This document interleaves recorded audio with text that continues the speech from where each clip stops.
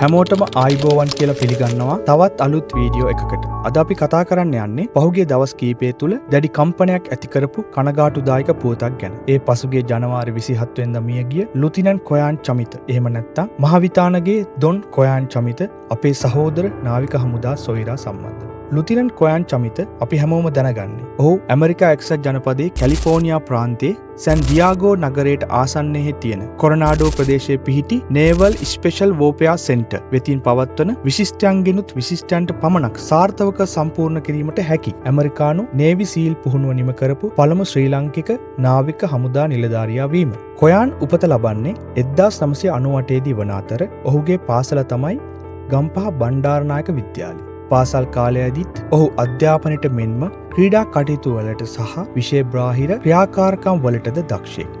ඔහුගේ මවට අනුව කොයාන් කුඩා කාලයේ ඉඳලම නාවික හමුදාවට එක්වීමට දැඩි කැමැත්තකින් පසු වෙලා තියෙනවා. නාවික හමුදාව සැබැදි විස්තර එකතු කිරීම සහ නාවික හමුදාවට සම්බන්ධ චිත්‍රපට නැරඹීම තමයි ඔහුගේ විනෝදාංශ අතර ඉදිරියෙන්ම තිබිලා තියෙන්නේ. පාසල් අධ්‍යාපනයේ සාර්ථකව අවසන් කරපු කොයාන් 2017 වර්ෂයේදී තමයි පාඨමාලා අංක 68 නාවික හමුදාවට කැඩෙට් නිලධාරියෙක් ලෙස සම්බන්ධ වන්නේ. ත්‍රිකුණාමලය නාවික හමුදා පුහුණු පාසල මගින් මූලික පාඨමාලාව ඉතා සාර්ථකව අවසන් කරපු ලුතිනන්ට් කොයාන් පාඨමාලාව තුලදී කැපී පෙනෙන පුහුණු නිලධාරියෙක් ලෙස පුහුණුවීම් සිදු කරන කාර්ය මණ්ඩලයේ ප්‍රශංසාවට පත් වූ අය කීප දෙනා අතර කෙනෙක්. අලුත් දේවල් ඉගෙනීමට ඇති සහජ කැමැත්ත සහ උනන්දුව ශාරීරික යෝග්‍යතාවය මනාලෙස පවත්වා ගැනීම නිසා ලුතිනන්ට් කොයාන් මූලික පුහුණුවෙන් පසුවද තම දක්ෂතාවයන් තවදුරටත් උපමට්ටම් කරගනිමින් කා අතරත් දක්ෂයෙක් ලෙස කැපී පෙනෙන චරිතයක් වුණා. ඉන්පසු ඇමරිකානු නාවික හමුදාව විසින් ශ්‍රී ලංකා නාවික හමුදාව වෙත නේවි සීල් පාඨමාලාව හැදෑරීම සඳහා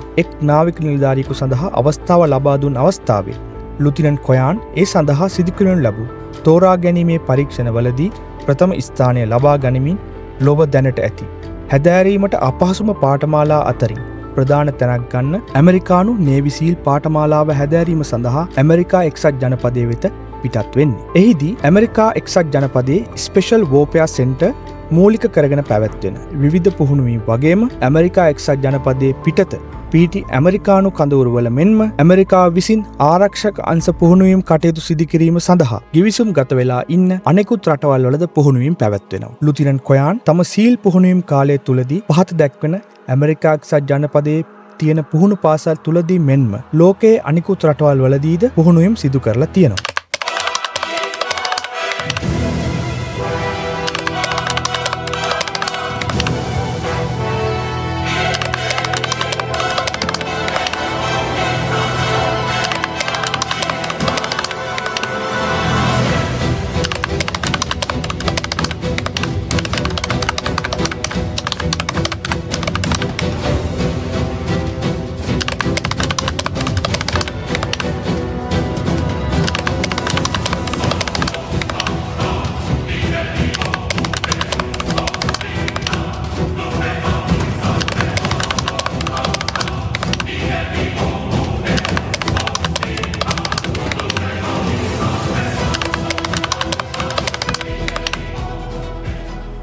සීල් කියන්නේ sea, air and land කියන එක.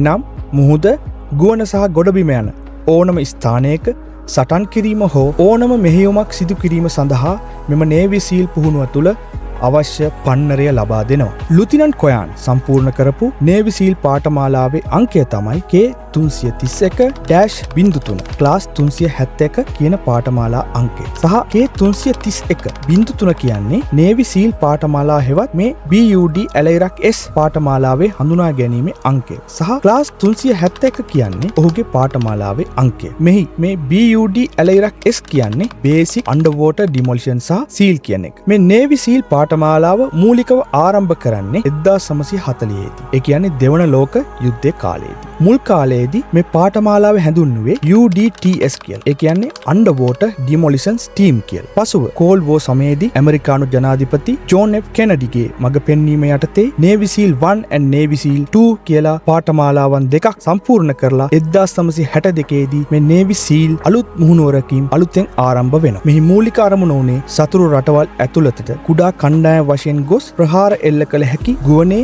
ජලයේ මෙන් ගොඩබිමේ ක්‍රියාත්මක විය හැකි සෙබළුන් නිර්මාණය කිරීම. කිරීම. 1962 දී පටන්ගත් මෙම නේවි සීල් පාඨමාලාව අවසන් කරලා නේවි සීල් සෙබළුන් 10000ක් පමණ ඇමරිකානු නාවික හමුදාවේ සේවය සඳහා එක් වෙලා තියෙනවා. මේ වන විට එම සාර්ථක පුහුණුවීම් ලැබපු ඇමරිකාවේ ආරක්ෂාව සඳහා හමුදාව තුළ මේ වන විට සෙබළුන් 2500ක් පමණ සේවය කරනවා. ලුතිනන්ට් කොයාන් 2025 ජූලි 24 වෙනිදා අවසන් කරන්නේ එහි 370ක් වෙනි පාඨමාලාව. ලුතිනන්ට් කොයාන්ට අමතරව අපේ අසල්වැසි රටවල් වන ඉන්දියාව සහ පාකිස්තානයේ නාවික නිලධාරීන් කිහිප දෙනෙක් මීට පෙර මෙම නේවි සීල් පාඨමාලාව සාර්ථකව අවසන් කරලා තියෙනවා. පාඨමාලාව අවසන් කර මව් රටට පැමිණීමෙන් අනතුරුව ලුතිනන්ට් කොයාන්ට උණුසුම් පිළිගැනීමක් ලැබුණා. මාධ්‍ය වලින් විශාල ප්‍රසිද්ධියක් මෙම තරුණ නිලධාරියාට ලබා දුන්නා. පසුව ඔහු ත්‍රිකුණාමලයේ පිහිටි විශේෂ යාත්‍රා බලගන පුහුණු පාසල එනම් SBS ට්‍රේනින් ස්කූල්හි පුහුණු උපදේශකයෙක් ලෙස තමන් මහන්සියෙන් ඉගෙනගත් දේවල් තම රට වෙනුවෙන් අලුතින් පුහුණුවීම් ආරම්භ කරපු නාවිකයන් හට ඉගැන්වීම තමයි ඔහු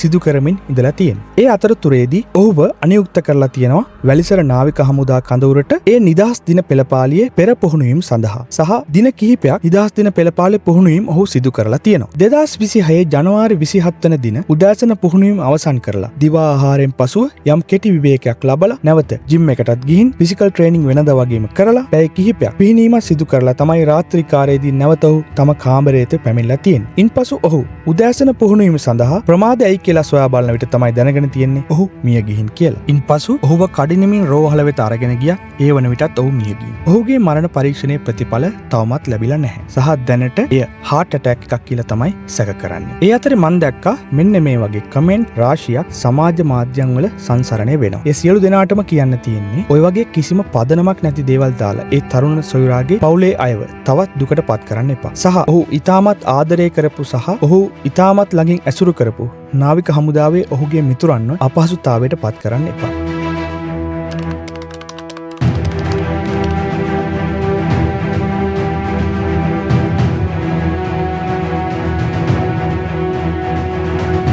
ලුතිනන්ට් කොයාන් චමිතගේ අවසන් කටයුතු 2026 1:30 ඒ කියන්නේ පසුගිය සිකුරාදා දින සවස පූර්ණ නාවික හමුදා ගෞරව සහිතව ගම්පහ කොරතටදී සිදු කරනු ලැබුවා. ඒ සඳහා විශාල ආරක්ෂක අංශවල සහභාගීත්වයක් සහ සිවිල් ජනතාවගේ සහභාගීත්වයක් දකින්නට ලැබුණා. ලුතිනන්ට් කොයාන් කියන මේ දක්ෂ ශක්තිමත් අභීත මේ තරුණ නිලධාරියාගේ මේ ඉක්මන් නික්ම යාම අපි හැමෝම ඉතාමත් කම්පනයට පත්වෙච්ච අවස්ථාවක්. ලුතිනන්ට් කොයාන් ඔබට නිවන් සුව ලැබේවා.